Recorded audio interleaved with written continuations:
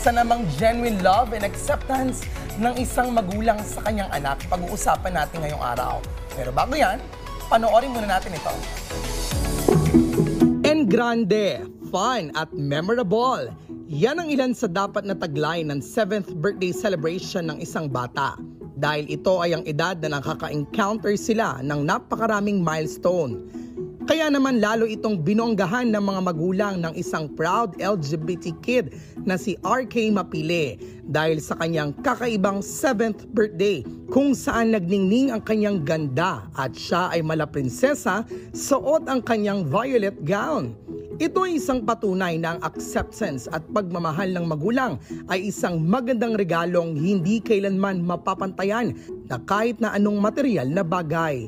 Kung kaya't kilalanin na natin ng LGBT kid na si RK Mapile, gayon din ang kanyang proud parents dito lang sa Rise and Shine, Pilipinas. At kaugnay niyan, makakasama po natin ngayong umaga si RK Mapile or si Chloe. At kasama po ang kanyang mami na si Krishna Mapile. Good morning and welcome sa Rise and Shine Pilipinas. Hello, good morning din. And happy Pride Month. Happy Pride! Yes! Ano ulit, Chloe? Happy Pride! Batihan tayo sa mga Happy Pride!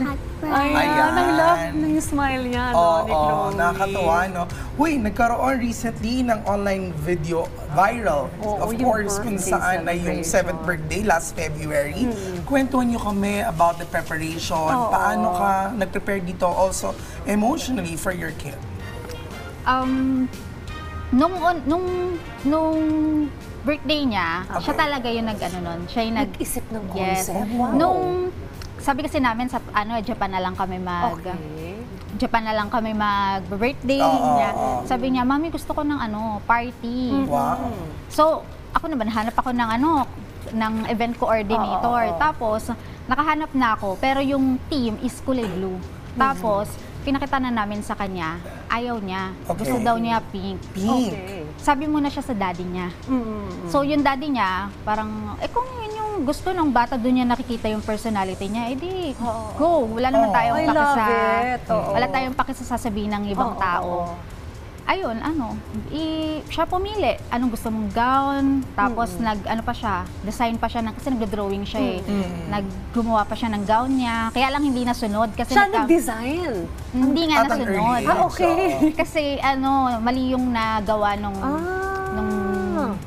nagtatahi. Okay. Pero okay naman sa kanya. Gusto niya kasi purple and pink. Okay. Kaya, happy ka ba sa birthday Chloe, mo? kamusta yung birthday mo? Anong naramdaman mo na ganun yung naging party mo? At kamusta yung mga bisita? Paano? Tell us what happened during your 7th birthday.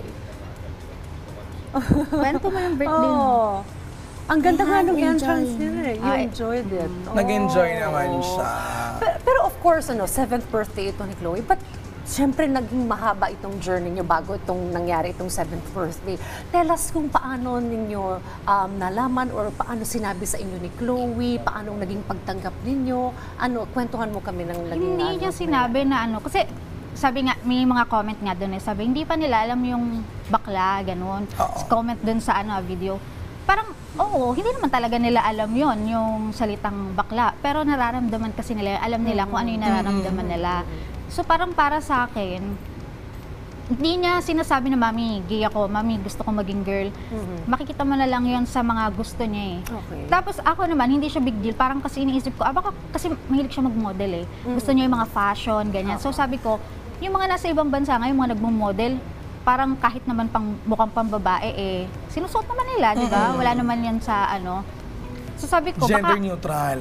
Sabi ko baka cross-dresser lang siya, ganyan. Dahil nga gusto niya mag-model.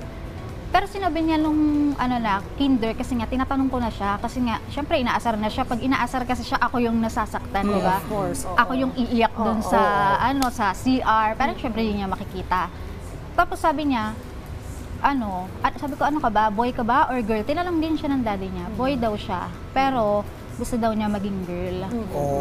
So, sabi ko, dun siya confident siya sa ganong sitwasyon.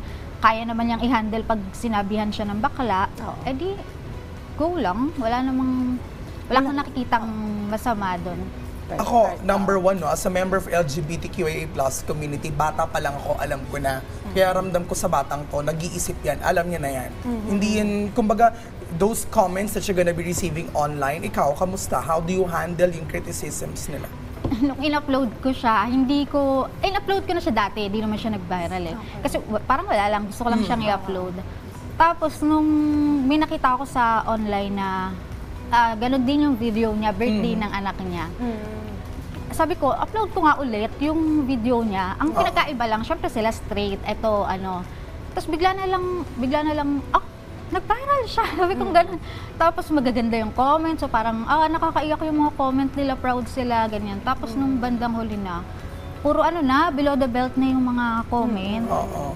Tapos sabi ko, nung una, masaya kasi may basher na. Sabi ko, famous ka na kasi may basher ka na. Parang ganun, excited pa nga ako eh. Kaya lang nung dumadami na sila, ano pala, bigat pala sa ano. Yes, di ka makatulog. Akala ko normal lang ako, pero hindi na pala ako nakakain. Biglang nangayayat ako, lumuwag yung pants ko, ganyan. Sabi ko, naapektuhan na pala ako, hindi na ako makakain. Si Daddy, kumusta? Paano niya tinanggap yung mga comments? Siya wala eh.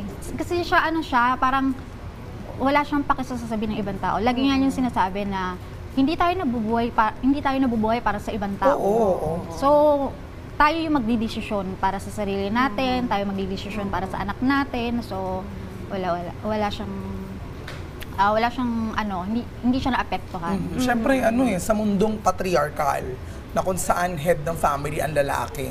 Kung minsan parang sinasabi nila dapat lalaki ang anak mo ng lalaki. Pero paano yung naging pagtanggap ni Daddy sa kanya? Isa rin yun, kaya hindi rin siya sobrang, siguro sinasabi niya, di siya naapektuhan kasi kailangan siya yung pinakamatigas kasi sa kanya rin kami kumakapit, di ba? Pero, nakikita niya kasi na dun masaya si Chloe, so parang iniisip talaga yung sasabihin ng iba. Basta lagi lang niya tatanungin si Chloe, happy ka ba? Sigurado ka ba? Ito yung gusto mo. Oo daw, pinapili siya maraming beses. Pupunta tayo ng Japan, Disney, dito ka magbe-birthday, ito yung mga pupuntahan natin. Pinakita pa yung mga pictures, hindi talaga eh. Gusto niya talaga yung party, tapos gusto niya kurumi. Ayun yung kurumi niyang Nakakatuwa Yes! Yung ganitong talagang fully acceptance. Hindi tolerance acceptance talaga. Totoo, Ano yung mensahe mo dun sa mga ibang magulang siguro in the same situation, na how can they fully accept and also, syempre, ano yung gusto mong sabihin din sa kanila? Para sa akin, based on my experience kasi hindi para sa lahat kasi din yung ganun eh. Kasi magkakaiba tayo ng parenting, ganyan. Pero based on my experience, yakapin nyo lang kung ano yung pagkatao ng anak nyo. Tanggapin nyo. Kasi kahit sabihin mo na, na lalaki ka, dapat ito yung suot mo. Parang, ito yung tama eh, kaya hindi natin gagawin yan, ito yung tama, dito tayo sa tama. Pero kaya mo yung ginagawa kasi iniisip mo na masasabi ng ibang tao eh. So, wag mo isipin yung sasabihin ng ibang tao. Isipin mo, kasi hindi ka magiging masaya nun. Ikaw, magiging masaya ka, nagawa mo yung tama, pero yung bata ba, naging masaya ba siya? Hindi. Ang mangyayari sa kanya, dahil nga, hindi niya nga alam yung salitang gay or bakla, pero alam niya yung nararamdaman niya. So, kapag kinokontra mo siya doon, ang feeling niya, may mali sa akin, parang may problema sa akin kasi bakit ayaw na magulang ko ng ganito. Tapos, pero pag tinanggap mo sila, confident sila, grabe. Ang gandang pakinggan ng mga gantong story, lalo na ngayong Pride Month. Gusto ko tanungin si RK. RK, anong message mo sa parents mo na syempre ikaw talagang tinanggap bilang isang member natin? Kwentuhan mo. Anong message mo sa kanila? Anong sabi mo? Kay Daddy, kay Mami, na binigyan ka ng ganong birthday. For being my mom and my dad. Ha? Again?